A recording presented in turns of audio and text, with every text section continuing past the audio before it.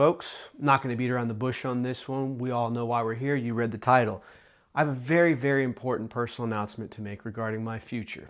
As we all know, the college athletics have gotten rather hectic. We've got poaching left and right, university presidents threatening to take their ball and go home, and gambling scandals taking place in college basketball. So this and many other things has helped me realize something personal about myself that I need to do moving forward, and it's the next step in my journey. After careful consideration and talks with family members and friends, and of course, lots of prayer, I have decided that it is time for me to return to high school football for one more season. That's right, folks.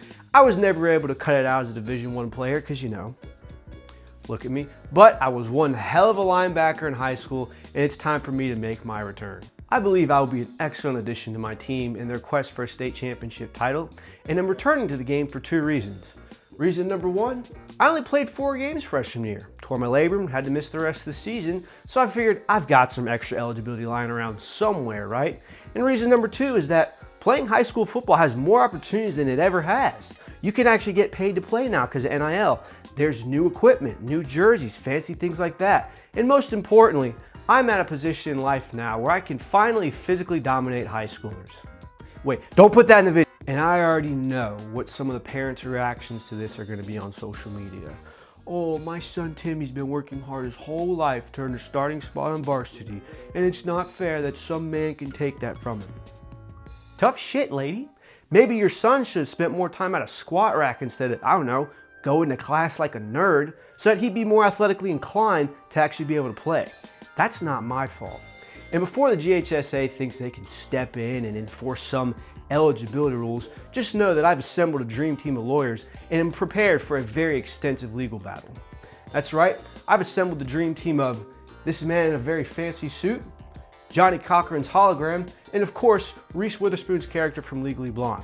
So I have absolutely no fears that I will have this case resolved in no time and will be able to return to high school athletics, which I'm so rightfully entitled to do. As far as I'm concerned, the only important question remaining in this situation is, where will I play next year? As a high school football free agent, I've got my eye on a few programs, but I'm also keeping my options open, and I'm willing to hear out any negotiations from any team across the state, so long as they're willing to meet my very short-listed demands, which I will read here. I'm requiring a contract of at least $70,000, 12 tickets for my friends and family so they can come see me play to all home and away games, travel expenses for said friends and family covered, 6 months of rent should I have to move, my name on the side of the stadium, premium parking for my vehicle, all of my meals paid for, and I get to be the first out of the tunnel carrying the flag. And most importantly, this is the biggest one, there's a mini fridge in my locker at all times that is consistently full with Publix chocolate milk. The brown lid kind, of course. Whichever lucky school is willing to meet these demands, please contact me below at my social medias and we can work out some form of a deal. Before my DMs become flooded with desperate high school coaches and I do eventually announce my commitment, I'd like to go ahead and get some preliminary thank yous out of the way. I'd like to thank my mom and dad for always pushing me to be a better person. I'd like to thank coaches, past, present, and future, for making me a better football player. And I'd like to thank God, because he rocks. But most importantly, I would like to thank Charles Bediaco and Amari Bailey for teaching me that you should never let anything as small as rules or morals stand in your way of chasing your dreams and achieving your goals. You guys have been trailblazers for this decision of mine, and I cannot thank you enough for inspiring me. So with that, I'll see you on commitment day. This has been the Kirby Report.